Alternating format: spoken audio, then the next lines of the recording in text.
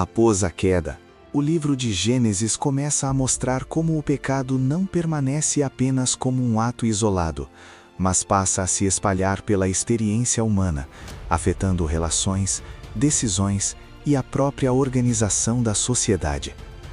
O capítulo 4 se inicia dizendo que Adão conheceu Eva, sua mulher, e ela concebeu e deu à luz Caim. Eva reconhece que aquele filho veio do Senhor. Logo depois nasce Abel, seu irmão. O texto nos apresenta desde cedo duas ocupações diferentes. Abel se torna pastor de ovelhas e Caim, lavrador da terra. Ambos trabalham, ambos produzem, ambos se aproximam de Deus trazendo ofertas. Isso é importante, porque o problema não está no fato de um se aproximar de Deus e o outro não. Os dois se aproximam. A diferença está na atitude do coração. Caim traz do fruto da terra uma oferta ao Senhor. Abel, por sua vez, traz dos primogênitos de suas ovelhas e da gordura delas. O texto nos diz que Deus atentou para Abel e para sua oferta, mas não atentou para Caim e para sua oferta. A Bíblia não entra em detalhes técnicos, mas deixa claro que Deus vê além do ato externo. Ele vê a intenção, a disposição, a entrega.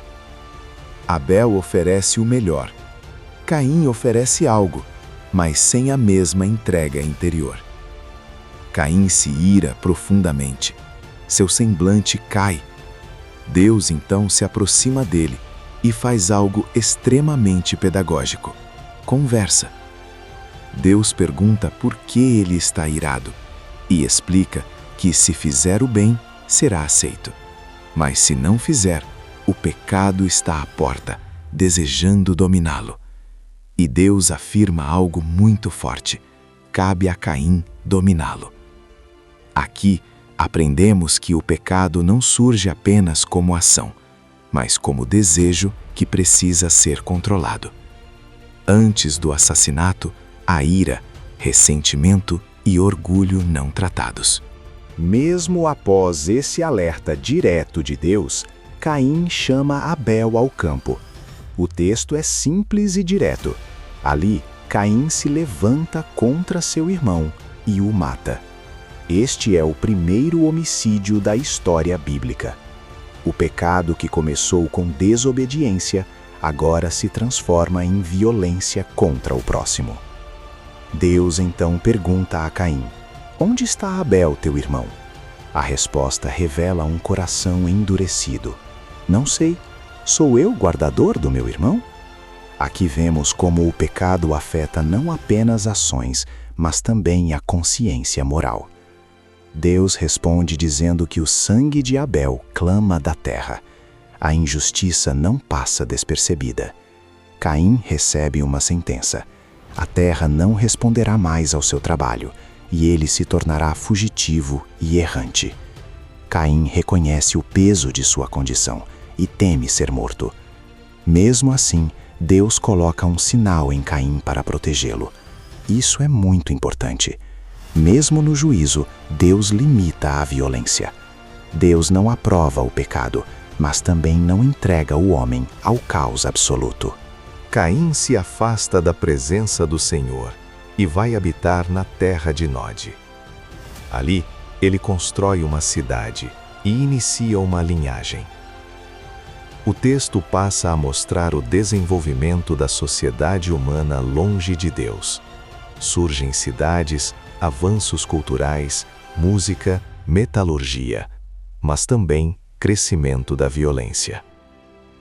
Lameque, descendente de Caim, exemplifica isso claramente. Ele se gaba de ter matado um homem por um simples ferimento e declara que sua vingança seria muito maior que a de Caim. O pecado agora não é apenas cometido, mas celebrado. No entanto, o capítulo não termina sem esperança. Adão e Eva têm outro filho, chamado Sete. Eva reconhece que Deus lhe deu outra descendência, em lugar de Abel. Sete se torna um novo começo. E o texto diz algo muito significativo. Naquele tempo, começou-se a invocar o nome do Senhor. Isso mostra que, mesmo com o avanço do pecado, Deus preserva uma linhagem de fé, de relacionamento e de busca. O capítulo 5 muda o ritmo do texto. Ele apresenta uma genealogia, começando com Adão. À primeira vista, pode parecer apenas uma lista de nomes e idades, mas há uma mensagem profunda aqui. O texto relembra que Deus criou o homem à sua semelhança, macho e fêmea, e os abençoou. Mesmo após a queda, a imagem de Deus no ser humano não é apagada. Cada geração é apresentada com um padrão repetitivo. Viveu tantos anos, gerou filhos e filhas e morreu. Essa repetição reforça uma verdade dura. A morte agora faz parte da experiência humana. A palavra de Deus em Gênesis 2 se cumpre ao longo das gerações. No meio dessa repetição, surge uma exceção que chama a atenção: Enoque. O texto diz que Enoque andou com Deus.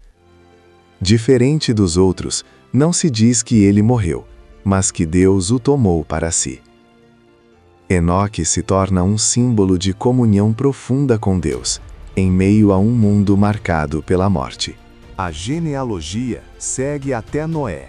Seu pai, Lameque, declara uma esperança ao nomeá-lo, dizendo que ele traria consolo acerca do trabalho e do sofrimento causados pela terra amaldiçoada. O capítulo termina dizendo que Noé teve 3 filhos, Sem, Cam e Jafé. Ao encerrar esses capítulos, percebemos um contraste claro. De um lado, o pecado se espalha, gera violência, orgulho e afastamento de Deus. Do outro, Deus preserva uma linhagem, mantém a vida, sustenta a promessa e continua se relacionando com aqueles que o buscam. Gênesis nos ensina que a história humana não é apenas uma sucessão de falhas, mas também um campo onde a graça de Deus continua agindo. Mesmo quando o pecado cresce, Deus não abandona seu plano. No próximo vídeo, entraremos em um momento decisivo da história bíblica: a corrupção generalizada da humanidade, o chamado de Noé e o início do relato do dilúvio.